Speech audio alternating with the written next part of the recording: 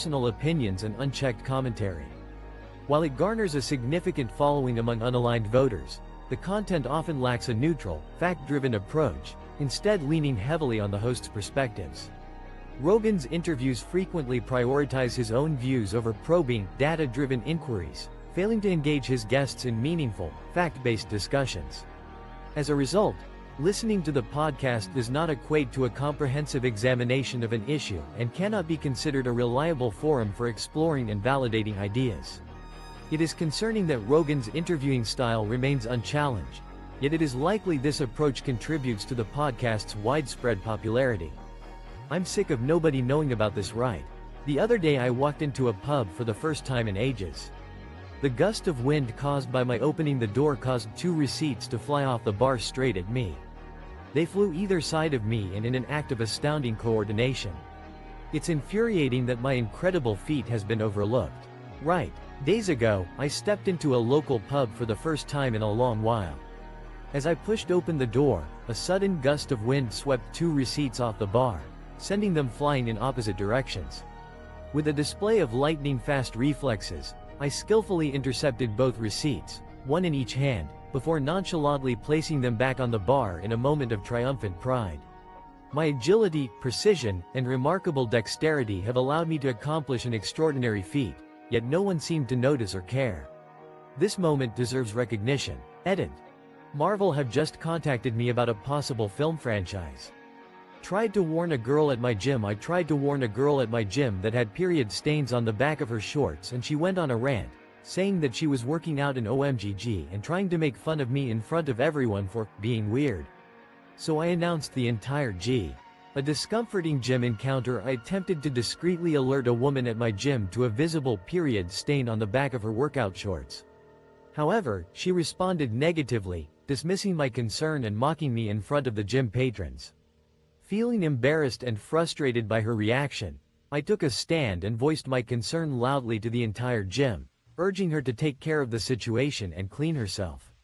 The woman's response was swift, and I haven't seen her since the incident.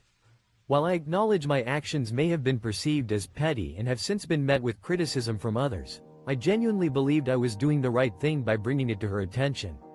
I believe humility and open-mindedness are essential in such situations, as they can help to diffuse tension and promote understanding. Famous for being a drama edit, no edits were made in this version. Update, no updates were made in this version. TLDR: a woman at the gym was informed of a visible period stain on her shorts, which led to a public confrontation between the two of them. AITA: for calling the cops on my sister for dropping her kid off at my place after I told her I could not babysit.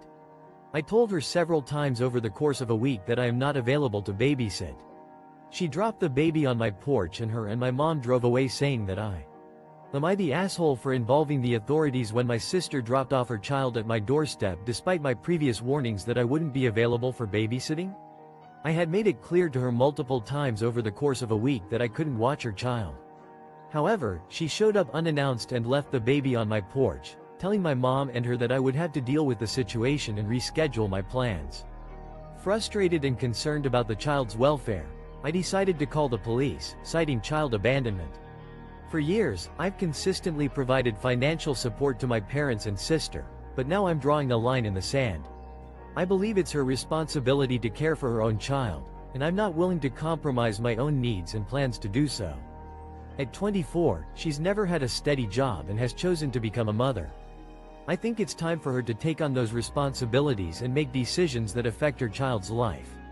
The jury duty guy said people fake ICU noises over the phone and wanted proof. The jury duty letter came while I was in Royal North Shore ICU in 2013 for a brain hemorrhage from an aneurysm.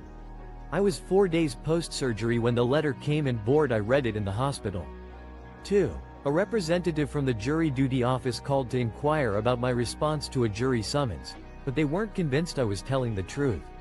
In 2013, I found myself in a Royal North Shore ICU bed, recovering from a life-threatening brain hemorrhage caused by a ruptured aneurysm. 4 days had passed since my surgery when a jury summons letter arrived, and in my boredom, I decided to read it. However, the response from the office was dismissive of my situation, and I was told there was no valid excuse. They demanded evidence, but I couldn't just conjure up a reason. That's when the hospital staff came to my aid. At my request, a nurse took a picture of me, showcasing my extensive injuries, the 80 staples in my scalp, the black eye, the numerous IVs, and the visible spinal fluid drain in my head. To express the absurdity of the situation, the nurse even held up a sign that read, "Are you kidding, mate?" The image served as a testament to my genuine circumstances, and after that, the office remained silent, seemingly satisfied with my proof. Mom is visiting with me from out of town. I yelled at her because she comes into my room every morning and pulls my blankets off to wake me up. AITA, I am in my 30s and am perfectly capable of getting up for work. I have been waking myself up on time since I was a kid. She a family member's habitual interference. My mother is currently visiting from out of town, and our interactions have brought up an issue that has been bothering me for a while. Every morning, she enters my room and pulls the blankets off of me, which she claims is to wake me up on time. However, I find this habit to be quite invasive and annoying. I am a grown adult in my 30s, capable of managing my own schedule and waking up at the right time for work. I have been doing so since I was a child, and it's nothing out of the ordinary. Despite this, my mother continues to intervene in what she sees as my struggle to get out of bed. She often mentions my alleged helplessness, and suggests that she should move in with me to assist with daily tasks, such as laundry and getting up on time. I find this suggestion to be extremely patronizing and insulting. I have politely asked her to stop this behavior, but she disregards my requests and continues to act as if I need her help. I believe that she needs to respect my autonomy and boundaries. TLDR. My mother is visiting and keeps pulling the blankets off of me to wake me up, which is intrusive and annoying. My 31M, dad, 77M, just tested for positive for coronavirus and it's likely he'll die. What should I talk to him about for the next week? My dad is 77 and has a compromised immune system. He's been on prednisone, an immunosuppressant, for a rarer form of vasculitis, which has As my dad, a 77-year-old man, received the devastating news of testing positive for coronavirus, it became increasingly clear that his chances of recovery were slim.